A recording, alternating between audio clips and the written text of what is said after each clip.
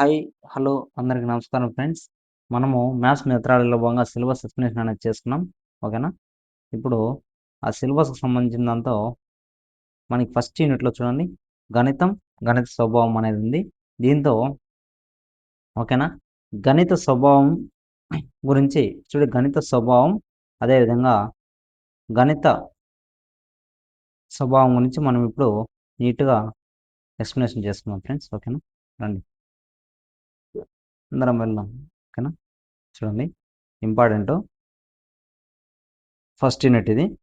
ఓకేనా? గణిత శాస్త్రం గణితం, గణిత స్వభావం ఏ విధంగా ఉందో చూడండి. సముద్రం అంతటి గణితానికి అంతు ఎక్కడిది?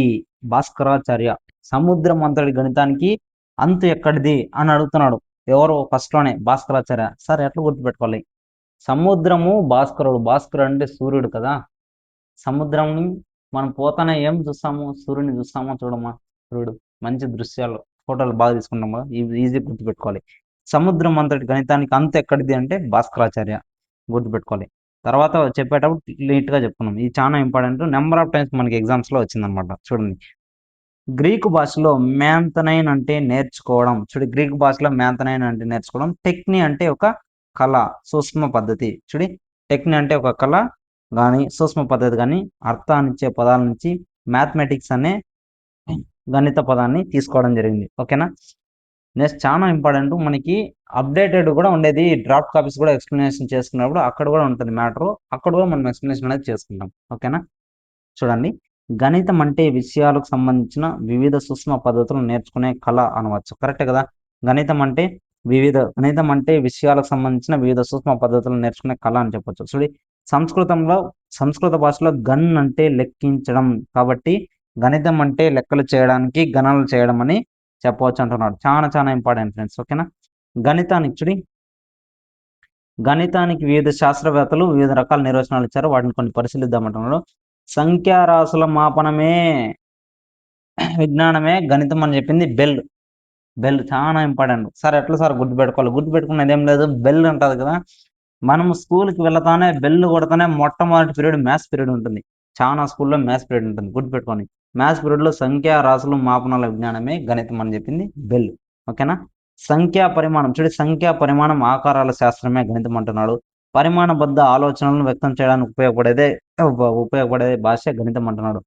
పరికల్పిత ఉత్పాదక వ్యవస్థే గణితం అని చెప్పింది మ్యారియా పియరీ. Mario Pieri. పరికల్పిత పియరీ సరేనా? మ్యారియా పియరీ పరికల్పిత మ్యారియా పియరీ. ఓకేనా? గుర్తుపెట్టుకోవాలి. దాంతో ఉంటుంది పరికల్పిత ఉత్పాదక వ్యవస్థ. పరి ఉంది, పియరీ మధ్యలో యాడ్ చేస్తే పియరీ వచ్చేస్తుంది. ఓకేనా? Maria Pieri. ఓకేనా? ఆవశ్యక పర్యవసనాలను ఊహించే విజ్ఞానమే గణితం. Benjamin Pearson. బెంజమిన్ పియర్స్ వచ్చిందన్న. ఆవశ్యకత పర్యవసనాలను ఊహించే విజ్ఞాన శాస్త్రమే గణితం అని చెప్తున్నాడు. ఓకేనా? Benjamin Peirce. ఓకేనా? గుర్తుపెట్టుకోవాలి. నిర్వచనాలు. గణితం యొక్క స్వభావం గురించి తెలుసుకుందాం ఫ్రెండ్స్. పై నిర్వచనాలు పరిశీలించిన ద్వారా గణిత స్వభావాన్ని అర్థం చేసుకోవచ్చు అంటున్నాడు. దీంతో కొన్ని ఉన్నాయన్నమాట. గణితం వరుస క్రమంపై ఆధారపడిన అంశం. గణితం ఒక అమృత లక్షణం. ఇంకా ఏముంది? గణితం అనేది ఒక తార్కికమైనది. అదేవిధంగా అంతర్బుద్ధి సహజంతో ఏర్పడింది. గణిత శాస్త్ర సంకేతాలు. నెక్స్ట్ గణితం అనేది నమూనాల యొక్క అధ్యయనము. నెక్స్ట్ ఇంకా గణితం దాదాపు అన్ని రకాల శాస్త్రాల అధ్యయనాలకి ఒక ఆధారం అంటున్నాడు. గణితాన్ని ఖచ్చితంగా ఖచ్చితత్వం ఉంది అంటున్నాడు. సరిచూసే పద్ధతి, అదేవిధంగా ఆగమన నిగమన హేతువాదం. నెక్స్ట్ ఇంకా ఏముంది? 11 సహజమైన ఆలోచన విధానం అంటున్నాడు. సౌందర్య లక్షణం. ఇవి చెప్పుకుంటే గణితం గురించి మనము నీట్గా చెప్పుకున్నట్లు అవుతుంది ఫ్రెండ్స్. ఓకేనా? గణిత స్వభావం అనేది నీట్గా చెప్పుకున్నాం. గణితం ఒక వరుస క్రమం. గణితం ఒక వరుస క్రమంపై ఆధారపడిన అంశం అంటున్నాడు. ఓకేనా? చూడండి, గణితానికి సంబంధించిన అంశాలు ఒకదానిపై మరొకటి ఆధారపడి ఉంటాయి. కరెక్టే కదా? గణితానికి సంబంధించిన అంశాలు ఒకదానిపై ఒకటి ఖచ్చితంగా ఆధారపడి ఉంటాయన్నమాట. సంఖ్యామానం కానీ విజ్ఞాన శాస్త్రంపై అవగాహన లేని వారికి కూడికలను బోధించలేము. అలాగే కూడికలు రాని వారికి గుణకారాలు కూడా బోధించడం. అంటే ఫస్ట్ స్టెప్ బై స్టెప్ ప్రతి ఒక్కటి నేర్చుకోవాలి. మనము వరుసగా వారం రోజులు క్లాసుకు పోయి వారం రోజుల తర్వాత మధ్యలో కాన్సెప్ట్ మిస్ అయిందనుకో, ఒకరోజు ఆబ్సెంట్ అయినాం అనుకో నెక్స్ట్ క్లాస్ మనకు అర్థం కాదనమాట. కాబట్టి గణితం అనేది ఒక వరుస క్రమంపై ఆధారపడి ఉంటుంది. గణితం ఒక అమూర్త లక్షణం. చూడి అమూర్త లక్షణం. గణితం అనేక అమూర్త భావనలు కలిగిన శాస్త్రం అని చెప్పొచ్చు. గణితం అమూర్త భావనలు రూపొందించడంలో విద్యార్థికి కావాల్సిన పరిజ్ఞానాన్ని ఇస్తుంది అని చెప్తున్నారు అనమాట. కనిపిస్తుంది చూడి.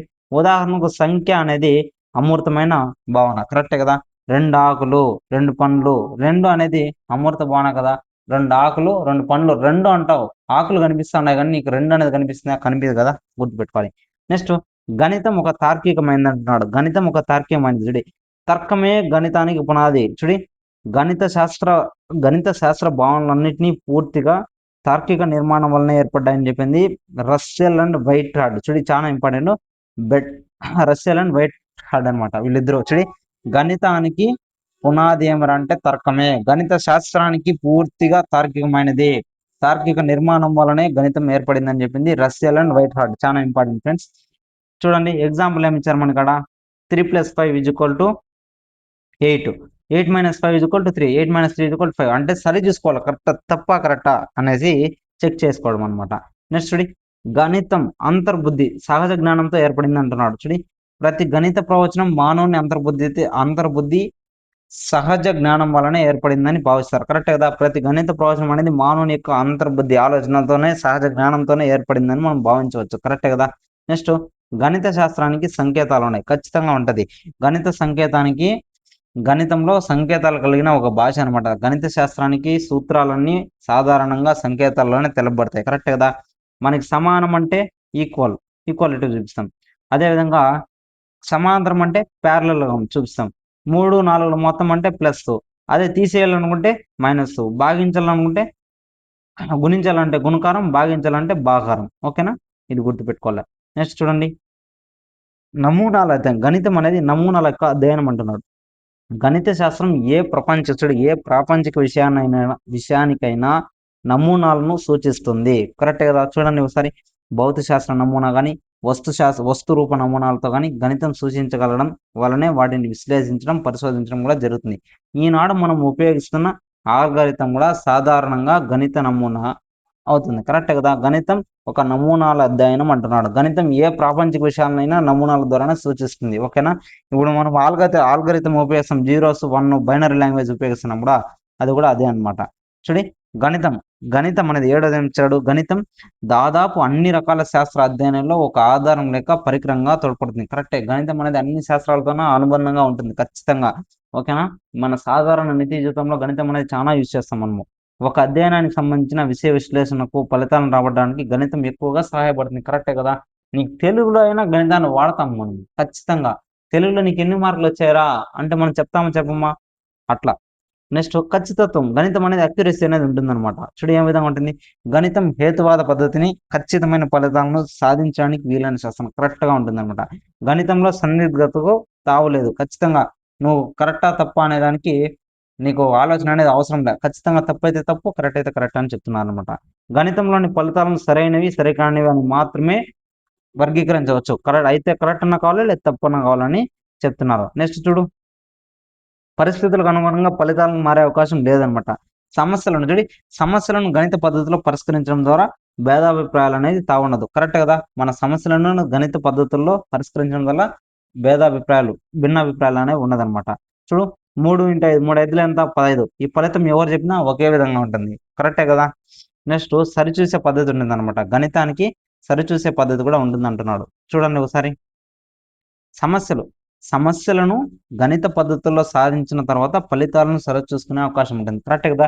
ఈ సమస్యలను గణిత పద్ధతిలో సాధించిన తర్వాత ఫలితాలను సరిచూసుకునే అవకాశం కూడా ఉంటుంది ఖచ్చితంగా. మనము ఏదైనా ఒకటి LHS = RHS మనము ఒకదాన్ని సాధించిన తర్వాత ఇంకో దాన్ని చెక్ చేస్తాం అనమాట. నెక్స్ట్ అగమన నిగమన హేతువాదం అంటే చూడండి ఒక విషయాన్ని అనేక సార్లు పరిశీలించినప్పుడు ఒకే ఫలితంగా పొందినట్లయితే మిగతా అన్ని సందర్భాల్లో కూడా అదే ఫలితం వస్తుందని నమ్మకం కలుగుతుంది. అటువంటి విషయాన్ని నిర్ధారణనే అగమన హేతువాదం అంటారు. చూడి అగమన హేతువాదం అంటే ఏమి.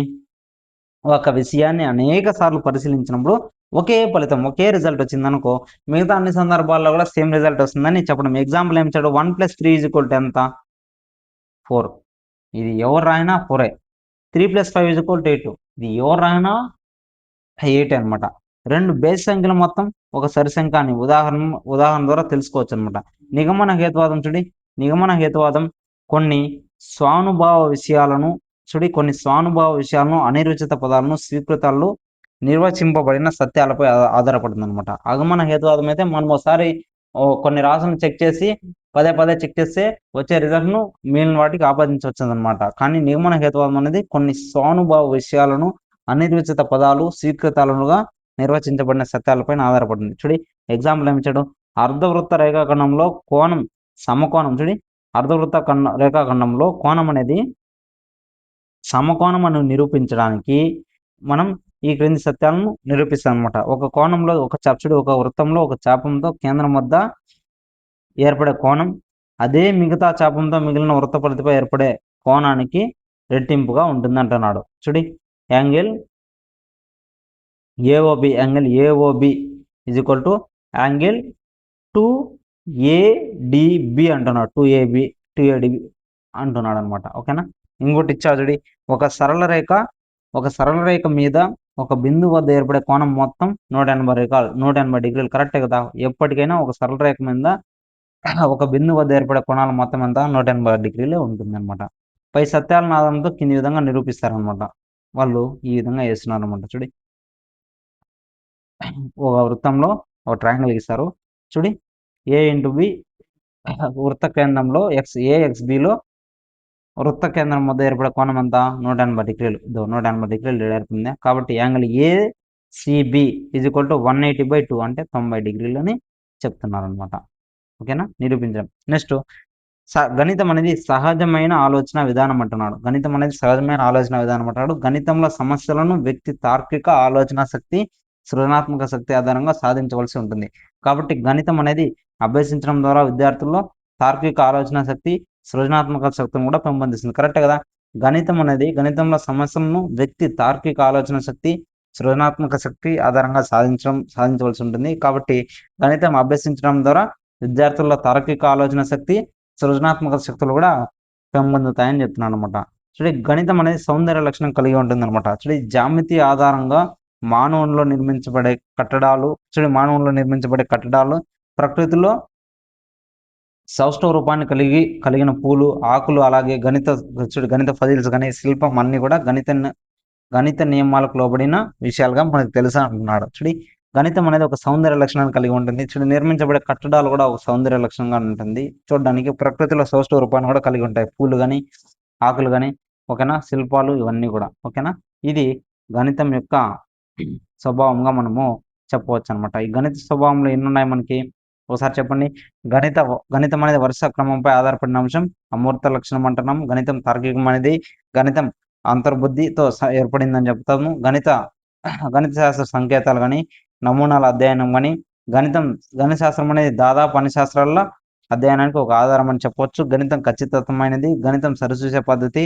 గణితంలో అగమన నిగమన హేతువాదాలు ఉంటుంది. అదేవిధంగా గణితానికి ఏమేమి ఉంటుంది, సహజమైన ఆలోచన విధానం, సౌందర్య లక్షణం కూడా ఉంటుంది అనేసి చెప్పడం జరిగింది ఫ్రెండ్స్. ఇది తర్వాత మనము నెక్స్ట్ వీడియోలో మనం ఏం చేసుకుంటామంటే నీట్గా గణిత శాస్త్రం యొక్క చరిత్ర సమీక్ష గురించి తెలియజేసుకుంటాం ఫ్రెండ్స్. ఓకేనా, అందరికీ నచ్చితే లైక్ చేయండి, సబ్స్క్రైబ్ చేయండి, షేర్ కూడా చేయండి. ఓకేనా, thank you so much friends. ఏదైనా ఉంటే కామెంట్లో పెట్టండి. ఓకేనా, థ్యాంక్ యూ సో మచ్.